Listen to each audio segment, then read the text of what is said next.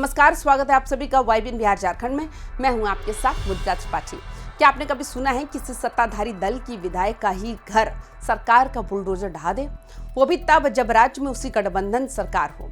झारखंड की सियासत में इस वक्त जो हो रहा है उसने सबको सन्न कर दिया। बड़का गांव की तेज तर्रार विधायक अंबा प्रसाद अब अपनी ही सरकार और अपनी ही पार्टी कांग्रेस के खिलाफ आर पार की जंग का ऐलान कर चुकी है।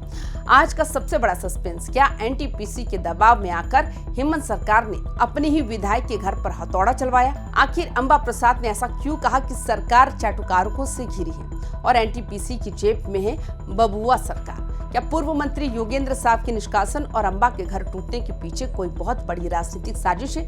आज की स्पेशल रिपोर्ट में हम खोलेंगे झारखंड की सत्ता के वो राज जो अब तक फाइलों में दबे थे। तो वीडियो को अंत तक जरूर देखिए, क्योंकि आज का ये धमाका गठबंधन की नींव हिला सकता है। दोस्तों, इस पूरे बवाल की जड़ है एनटीपीसी की वो कार्रवाई जिसमें अतिक्रमण हटाने के नाम पर अंबा प्रसाद के घर को ध्वस्त कर दिया गया। वैसे तो प्रशासन इसे एक रूटीन प्रक्रिया बता रहा है, लेकिन सवाल ये है, क्या हजारों अतिक्रमणों के बीच सिर्फ एक विधायक का घर ही नजर आया? अंबा प्रसाद का आरोप सीधा है, ये सिलेक्टिव एक्शन है, यानी चुन चुनकर निशाना बनाया जा रहा है। उनका कहना है कि सिर्फ एक घर नहीं टूटा, बल्कि उन रैयतों और गरीबों की आवाज दबाने की कोशिश है जिनके हक के लिए वो सालों से लड़ रही है। यही से ये मामला एक व्यक्तिगत नुकसान से बदलकर एक बहुत बड़ा राजनीतिक विद्रोह बन गया। ये पहली बार नहीं है जब बड़का गांव में एनटीपीसी और प्रशासन के खिलाफ आवाज उठी। याद कीजिए साल 2016 का वो चिरुडीह कांड, जहां कफन सत्याग्रह के दौरान गोलियां चली थी और कई बेगुनाह मारे गए थे। अंबा प्रसाद के पिता योगेंद्र साहब और मां निर्मला देवी ने इसी जमीन की लड़ाई से अपनी राजनीति खड़ी की। अंबा का कहना है कि आज जो उनका घर तोड़ा गया है वो सिर्फ ईंट पत्थर का मकान नहीं था, बल्कि उस संघर्ष का प्रतीक था जो वो सालों से विस्थापितों और रैयतों के लिए लड़ रहे हैं। क्या प्रशासन ने जानबूझकर उस घर को चुना ताकि बड़का गांव के लोगों में खौफ पैदा किया जा सके? ये सवाल आज हर झारखंडी के मन में है। कहते हैं जब घर पर आंच आती है तो बर्दाश्त की सीमा टूट जाती है। अंबा प्रसाद के साथ भी यही हुआ।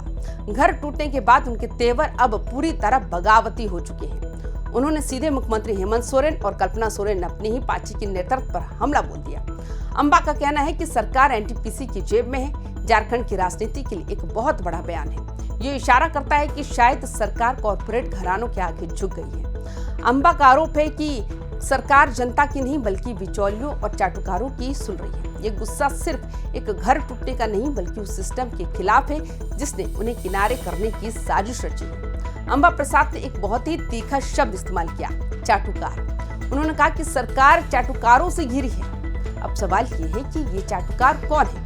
क्या उनका इशारा मुख्यमंत्री के करीब रहने वाले उन अफसरों की तरफ है जो जमीन और खनन के फैसलों में बड़ी भूमिका निभाते हैं, या फिर उनका इशारा अपनी ही पार्टी के उन बड़े नेताओं की तरफ है जो दिल्ली और रांची के बीच मलाई काट रहे हैं और जमीन पर कार्यकर्ताओं की सूद नहीं ले रहे?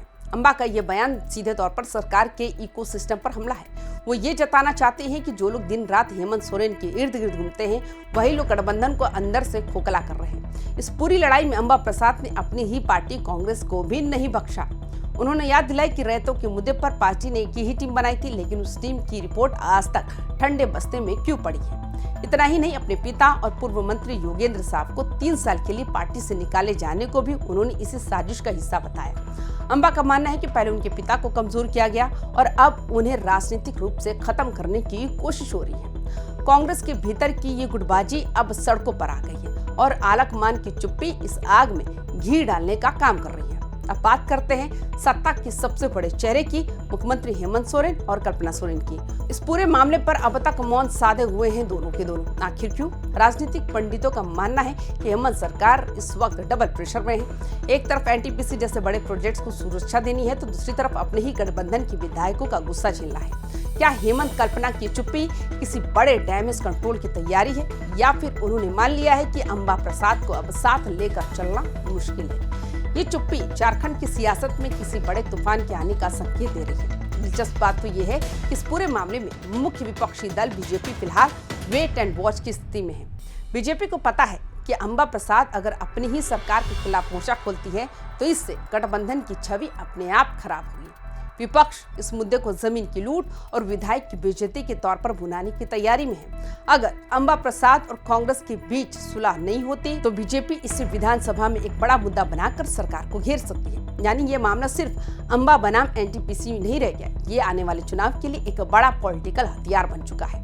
दोस्तों, एनटीपीसी की इस कार्रवाई ने झारखंड की राजनीति को एक नया मोड़ दे दिया। ये अब सिर्फ एक डिमोलिशन केस नहीं है, बल्कि सरकार की साख का सवाल है। कांग्रेस के भीतर असंतोष चरम पर है। गठबंधन सरकार पर कॉर्पोरेट के दबाव में काम करने के आरोप लग रहे हैं और विपक्ष यानी बीजेपी को बैठे बिठाए एक ऐसा मुद्दा मिल गया जो सरकार की जड़ें हिला सकता है। अंबा प्रसाद का ये आक्रोश अगर शांत नहीं हुआ तो आने वाले वक्त में गठबंधन की एकता सिर्फ कागजों पर रह जाएगी। क्या ये दरार और गहरी होगी या फिर सरकार कोई बीच का रास्ता निकालेगी, ये तो आने वाला वक्त ही बताएगा। आपको क्या लगता है, क्या अंबा प्रसाद के साथ नाइंसाफी हुई है? क्या सच में सरकार कंपनियों के दबाव में काम कर रही है? अपनी राय कमेंट बॉक्स में जरूर लिखें। झारखंड की हर तीखी और सच्ची खबर के लिए देखते रहिए YBN बिहार झारखंड। सब्सक्राइब करें, वीडियो को शेयर करें। जोहार, नमस्कार।